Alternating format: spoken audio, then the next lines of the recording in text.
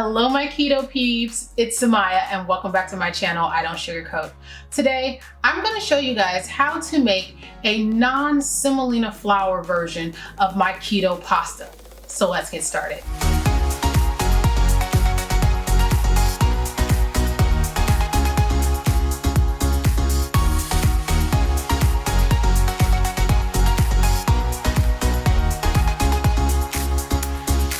Before we begin, today's video is sponsored by Wholesome Provisions. They are a company located locally here in the US and they specialize in making keto-friendly products, two of which are now staples in my keto kitchen, and that is their allulose sweetener blend and their Lupin Flour. Visit their website today and check out their catalog of low-carb products. I'm certain there's something on there that everyone will love. I'll leave a link to their website in the description of this video. Now let's jump into this recipe. To begin today's recipe, we are going to want to start off with weighing out our flours, and we are going to want to sift them as well. I have started gravitating towards weighing with certain recipes, mostly because I would like to get a consistent turnout each and every time, especially when it comes to pasta making. It can be very finicky. So any pasta recipes you see me do will be done by weight from now on, just so I can make sure my pasta turns out the way I want it each and every time. So I am going to be using this little contraption here by KitchenAid, and no, I am not being sponsored by them, but I really do love this here contraption. It makes my workflow so much easier. It's going to weigh my flours and then it's going to sift it down here into the bowl. And I am all about making my workflow easier. If you want to check out this little thing here, I will leave a link for it in the description of this video. If you don't have this, then just go ahead and get your scale out and then weigh your ingredients into a bowl and then sift them afterwards. So to get started with this, I'm going to turn it on. And it's already set to grams from the last time that I used it. I'm going to go ahead and pull out the little chute here so the flour can slide off and go directly into the bowl. Okay, and so now I am going to take this lid off and I am going to begin adding my ingredients. I'm going to start off with adding 110 grams of some Lupin flour.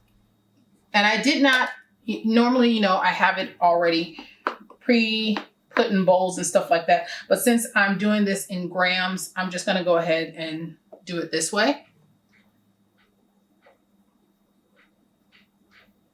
I'm just going to zero my scale out here. And then I'm going to just start putting it into this little bowl here. I'm going to be adding some wheat protein isolate, and this is the 8,000 version. And I'm going to be adding 115 grams of this.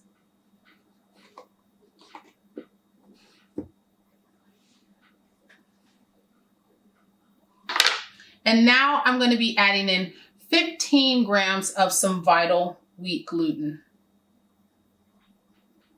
And I know a lot of times people want to know if you can leave these things out, leave this ingredient out, but a lot of the times there's just no way to be able to get that right texture. So I would say that leaving this out would not yield the best texture for the noodles. And to this, I'm going to be adding about 5 grams of salt. Well, not about, I'm going to be adding 5 grams of salt. So I'm going to turn my machine on, and then I'm going to turn this little knob here that closes the flap at the bottom and let it open, and then it will start to sift my ingredients into my bowl here.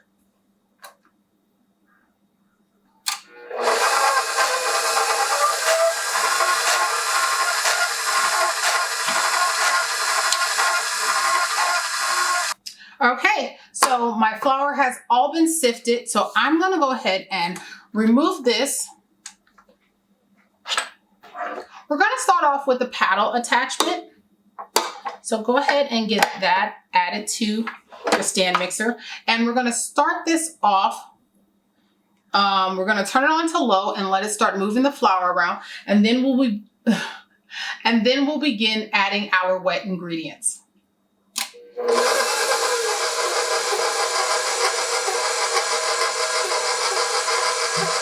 So I want to add roughly 1 teaspoon of some oil, and I'm just going to eyeball this.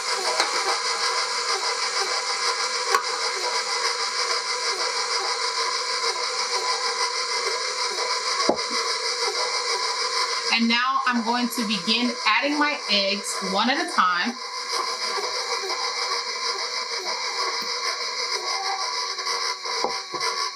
Next, I'm going to begin with adding 3 tablespoons of water. And now you want to take your paddle attachment off, scrape the dough off, and then get your dough pulled together into a ball. Now add your dough hook, and then we're going to let it knead this dough until it's all nice and smooth and supple looking. Now, if you don't have a KitchenAid stand mixer, you can still totally make this. You can make it the old-fashioned way on a hard surface. Mix the flours, put them on the surface, make a well, add in your eggs, work them in, start working the dough into it, and then you're going to want to add your water, stuff like that. And then you'll just do the kneading by hand. So you can still totally make this without a KitchenAid mixer. I've made it by hand a few times. I'm just doing it this way today just to save on time and to avoid a mess. So go ahead and get your dough hook on. And now we want to let our machine get to work with the kneading. Now, if for some reason your dough feels a little too wet, I would suggest you taking it out and sprinkling a little bit of oat fiber on your surface and then do the kneading by hand. Try not to add too much oat fiber. You really just want to keep working it and let it come together because it will come together.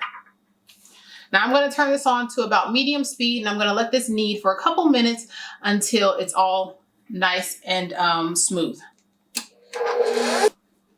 So my dough is out and it's still really soft. It's smooth. It has a great texture to it. What we want to do now is we're going to roll it in some saran wrap, and we are going to let this sit for about 20 minutes to allow the gluten time to relax. And then we are going to get this dough shaped into whatever shape we want to use. So I will be back in 20 minutes after my dough has set. Now that it's been 20 minutes, what you want to do next is you want to go ahead and divide your dough into about 8 parts. And then we're going to roll them into some balls. And now these don't have to be precise in weight.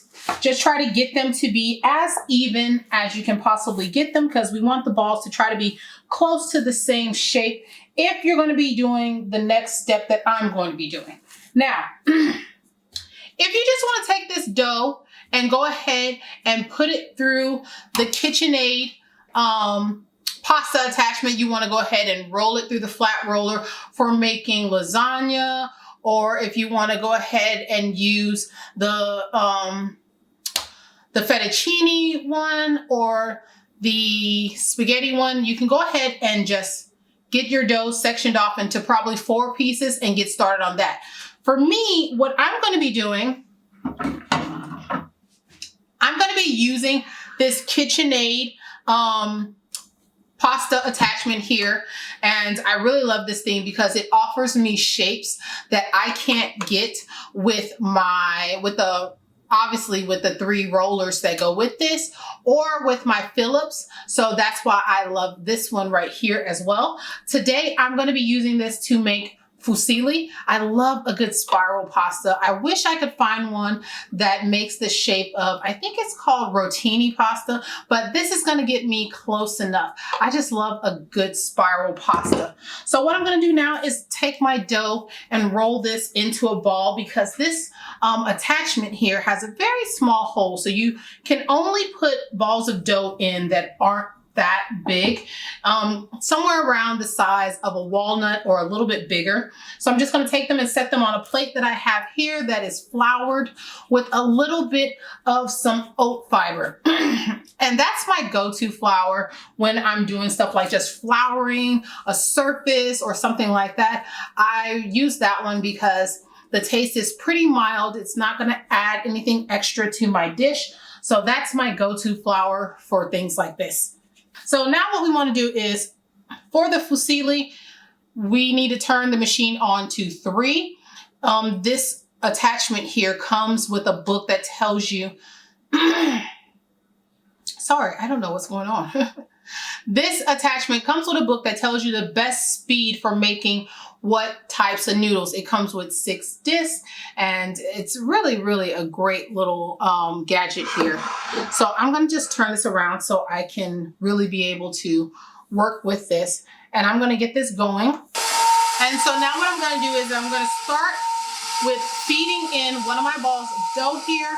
And it has this little helper here that you can stick into the machine if the dough needs help, but it should start to work its way out on its own. If it doesn't, then you want to go ahead and just give a little push and give it a little help.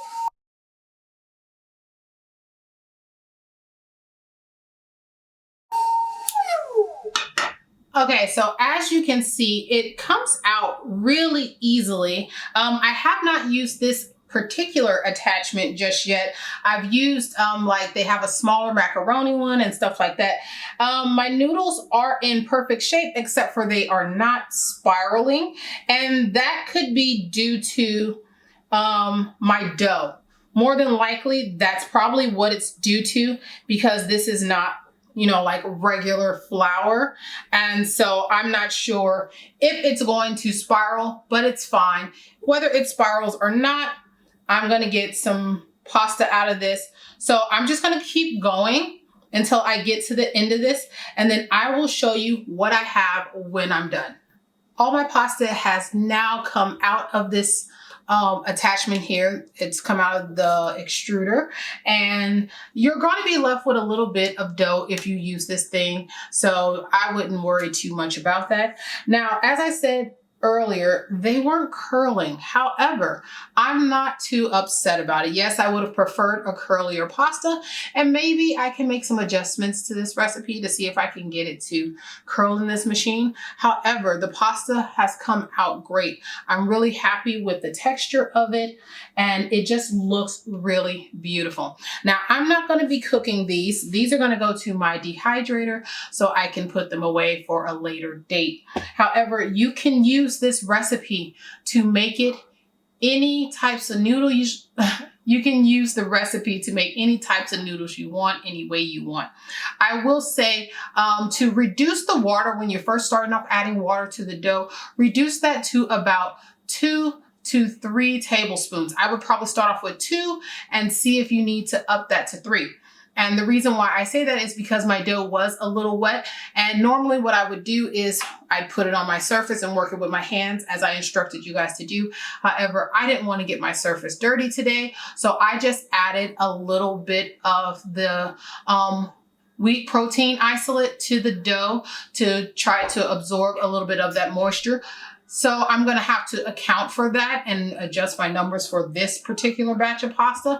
Hence the reason why I said if you need to do this, you should do it on a floured surface with oat fiber, because you won't have to adjust your numbers for it. Anyway, so this is it though, you guys. This makes a 4 serving batch. So this is going to be really good. I've had this.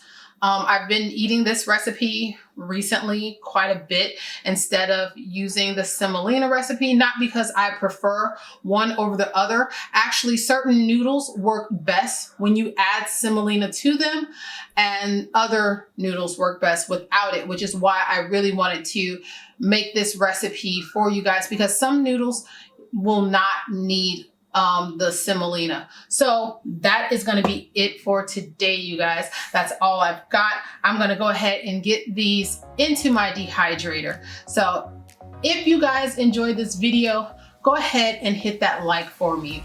If you guys want to see me make more videos like this, don't forget to click the subscribe and don't forget to ding that little bell so you can get notifications every time I upload a new video. And until next time, you guys, bye.